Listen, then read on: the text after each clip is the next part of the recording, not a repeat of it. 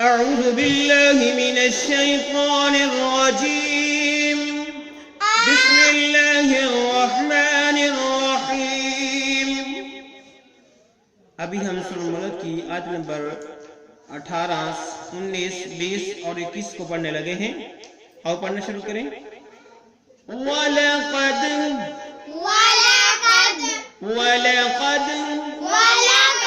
كذب الذين من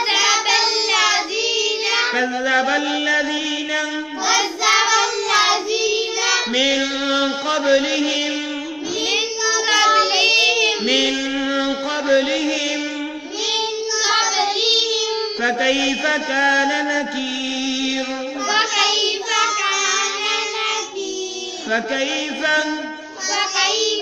كان نكير. پھر پڑھیے. وَلَقَدْ كَذَّبَ الَّذِينَ مِن قَبْلِهِمْ فَكَيْفَ كَانَ نَكِيرِ. وَلَقَدْ كَذَّبَ الَّذِينَ مِن قَبْلِهِمْ فَكَيْفَ كَانَ نَكِيرِ. وَلَقَدْ كَذَّبَ الَّذِينَ مِن قَبْلِهِمْ فَكَيْفَ كَانَ نَكِيرِ. وَلَقَدْ كَذَّبَ الَّذِينَ مِن قَبْلِهِمْ فَكَيْفَ كَانَ نَكِيرِ. اس کے معنی سن لو پھر اگلی آیت پڑھیں. وَلَقَدْ اور بالتحقیق کذبا جھٹلایا الذین ان لوگوں نے من قبلہم جو ان سے پہلے تھے فَكَيْفَ تو کیسا کان نکیر میرا عذاب ہوا. محاورہ ترجمہ سن لیں. ان سے پہلے لوگوں نے بھی جھٹلایا تھا تو بس ان پر میرا عذاب کیسا کچھ ہوا. اگلی آیت پڑھتے ہیں. أَوَلَمْ يَرَوْا إِلَى الطَّيْرِ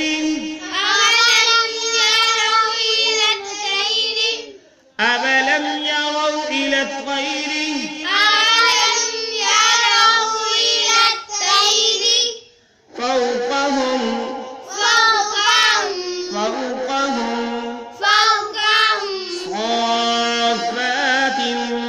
ويقبضن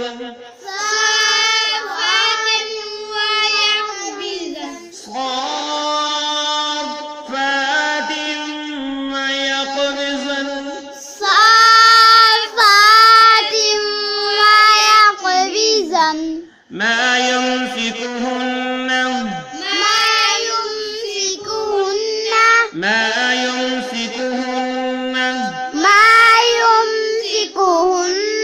إلا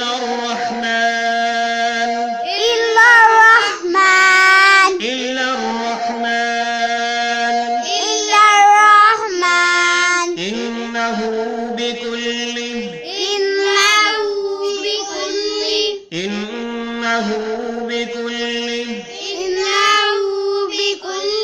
شيء بصير.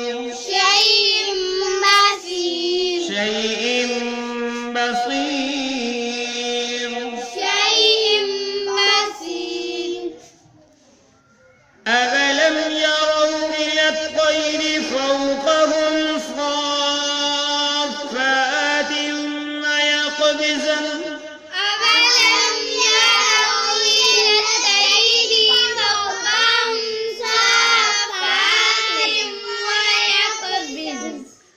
أَوَلَمْ يَرَوْا إِلَى الطَّيْرِ فَوْقَهُمْ صَافَّاتٍ وَيَقْبِضْنَ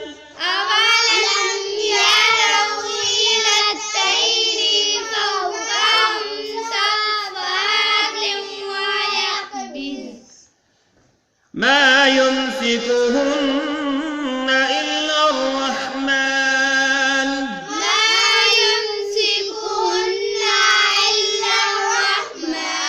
إنه بكل شيء بصير.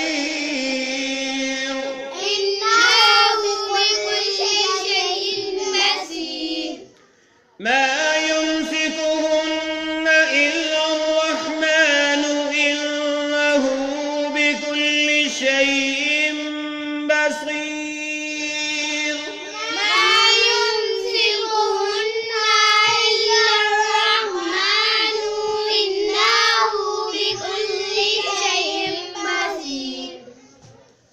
اس کے معنی دیکھ لیں. اولم یرو کیا نہیں دیکھا انہوں نے, اولم یرو کیا نہیں دیکھا انہوں نے, الی الطیر ان پرندوں کی طرف, ٹھیک ہے, پرندوں کی طرف, فوقہم جو ان کے اوپر ہیں, جو ان کے اوپر ہیں, صافات پر پھیلاتے ہوئے, ویقبضن اور سگڑتے ہوئے یعنی اکٹھے کرتے ہوئے, ما یمسکہن نہیں تھام سکتا انہیں الا الرحمن مگر رحمان, یا رحمان کے سوا کوئی انہیں تھام نہیں سکتا, انہو وہ بکل شیء ہر شے بے شک ہر شے کو بصیر دیکھنے والا ہے, انہو بکل شیء بصیر بے شک وہ ہر شے کو دیکھنے والا ہے. محاورہ ترجمہ سن لیں اس کا. کیا یہ اپنے اوپر پر کھولے ہوئے اور کبھی کبھی سمیٹے ہوئے اڑنے والے پرندوں کو نہیں دیکھتے؟ انہیں اللہ رحمان ہی نے تھامے ہوا ہے, بے شک ہر چیز اس کی نگاہ میں ہے. اور اگلی آیت پڑھتے ہیں. امن هذا الذی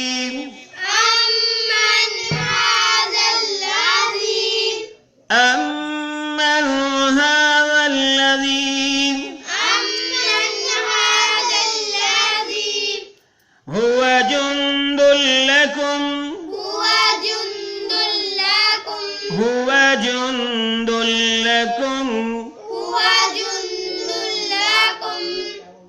ينصركم من دون الرحمن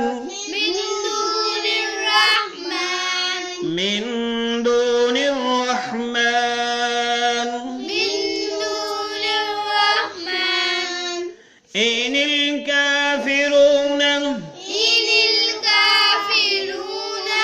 الكافرون إلا في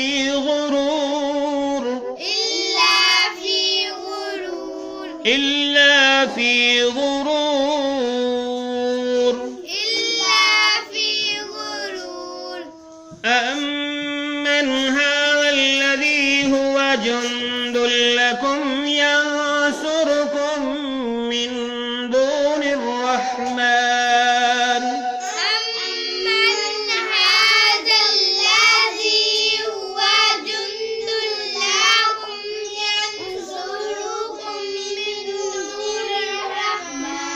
إن الكافرون إلا في غرور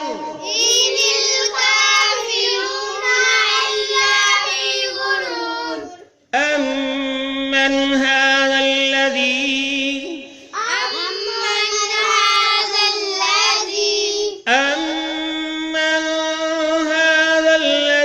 هو جند لكم ينصركم من دون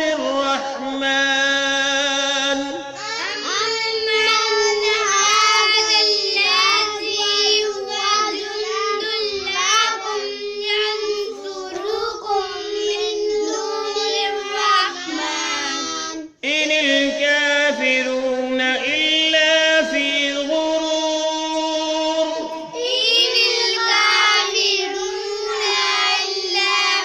غرور اس کے معنی دیکھ لیں. امن هذا الذی, امن هذا بلا کون ہے وہ, الذی جو, ہوا کہ وہ, جندن لشکر ہے, لکم تمہارا, ینصرکم وہ مدد کرے تمہاری, من دون الرحمن رحمان کے سوا یا رحمان کے علاوہ, ان الکافرون نہیں ہے کافر, الا مگر, فی غرور دھوکے میں, فی غرور دھوکے میں. محاورہ میں سن لیں. سوائے اللہ کے تمہارا وہ کون سا لشکر ہے کہ جو تمہاری مدد کر سکے, کافر تو سراسر دھوکے میں ہی ہیں. اگلی آیت پڑھتے ہیں, اس کے ساتھ ہی ہمارا سبق مکمل ہو جائے گا. امن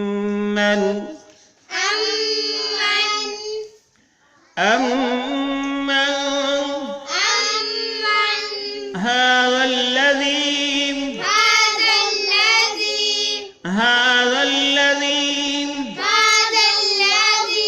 يرزقكم يرزقكم إن أمسك إن أمسك رزقه بل لجوا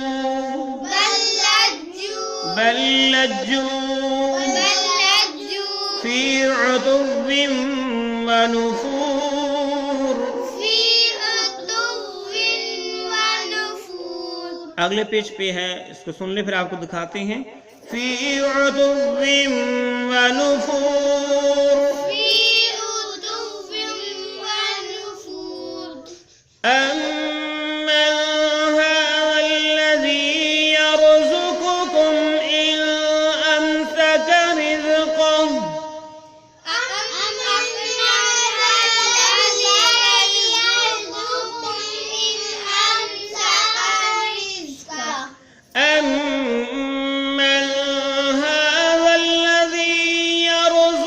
يَرْزُقُكُمْ إِنْ أَمْسَكَ رِزْقَهُ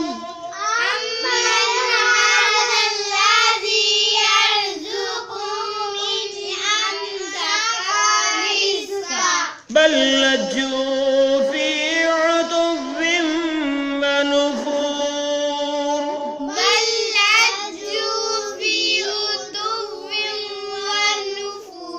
بل لجوا في عتو ونفور.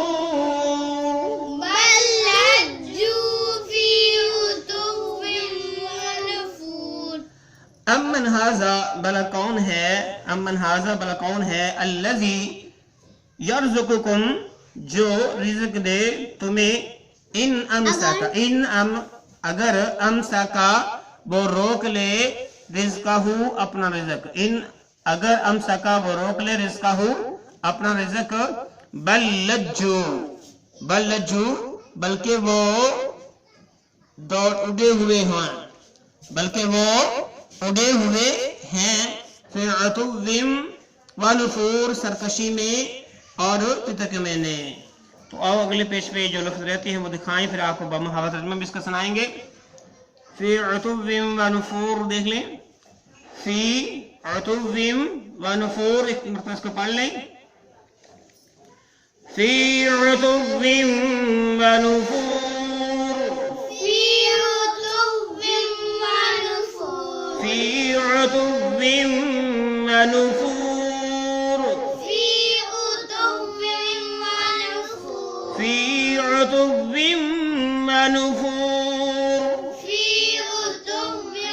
ونفور.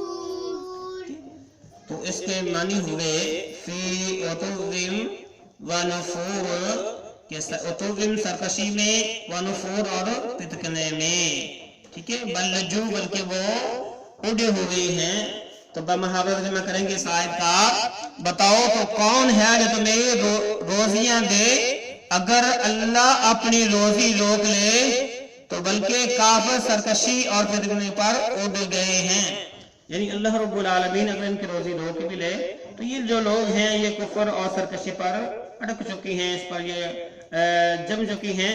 تو اللہ رب العالمین سے دعا ہے کہ اللہ رب العالمین ہمیں سرکشی اور کفرانہ روش سے محفوظ فرمائے، ہمیشہ اپنے تابع فرمان بندہ رکھ کر زندگی بسر کرنے کی توفیق عطا فرمائے. آمین. اجازت دیجیے، اللہ حافظ. السلام علیکم ورحمۃ اللہ وبرکاتہ.